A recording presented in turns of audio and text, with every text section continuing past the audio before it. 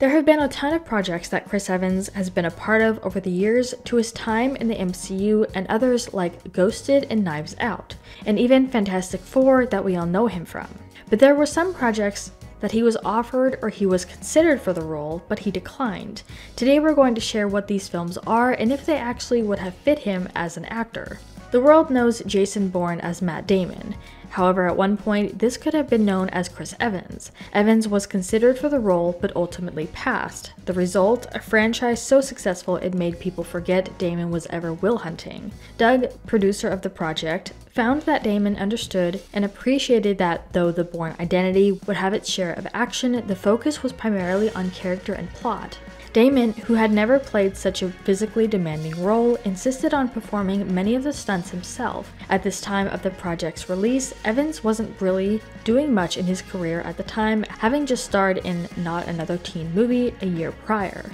The next project that he passed on was Milk, a film starring Sean Penn about his character Harvey Milk being elected to the San Francisco Board of Supervisors, becoming the first openly gay man to be voted into major public office in America.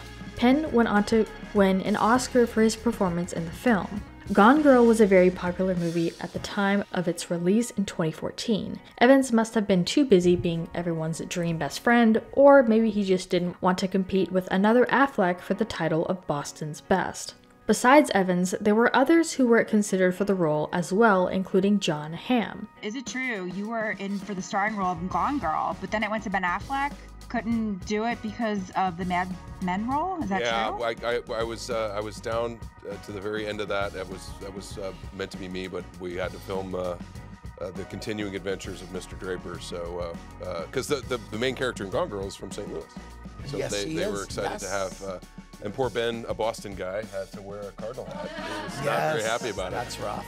Ben Affleck did great with his performance in the film, however, I do see Chris Evans playing Nick Dunn, and having worked for the film.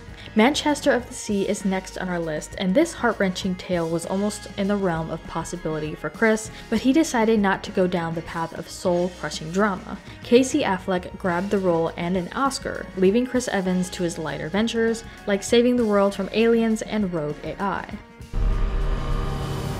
This chaos. 1,000 people in an iron box. 18 years I've hated a train.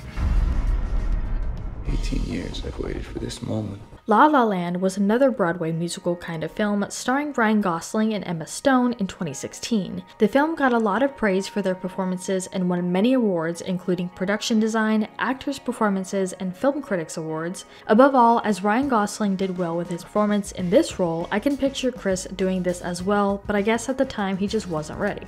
And lastly, we can mention Elizabethtown. During a hometown memorial for his Kentucky-born father, a young man begins an unexpected romance with a too-good-to-be-true stewardess. Evans was in the running. He opted out, perhaps due to a premonition about the film's lukewarm reception, or maybe he just knew deep down that a movie about making shoes wasn't the right fit. Overall, I think the roles that he did decide to take on were more of his style and what he wanted to be known for over anything else.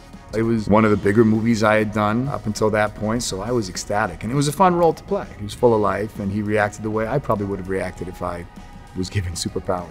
Make movies, this is great. And just having a good time with the cast. We had a lot of fun. This was in the early 2000s. This is before social media. I think everyone probably had a Nokia flip phone, so it still was a time where, in between takes, everyone's not buried in their phone. But we wanted to turn this around to you guys. What are your thoughts on all of these moments, and which film do you think he would have best been a part of if he had accepted the role? Let us know what your thoughts are in the comments down below. Make sure you're subscribed with notifications on for more videos just like this. That's it for today though. We'll see you all next time with a brand new video.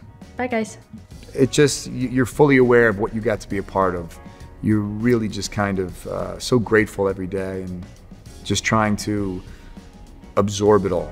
I think when you're in the middle of it, it's just always like, there's another Marvel movie next year. Not that you take it for granted, but it just doesn't resonate the same way when wow, we're wrapping in a couple weeks and I'm putting this shield down.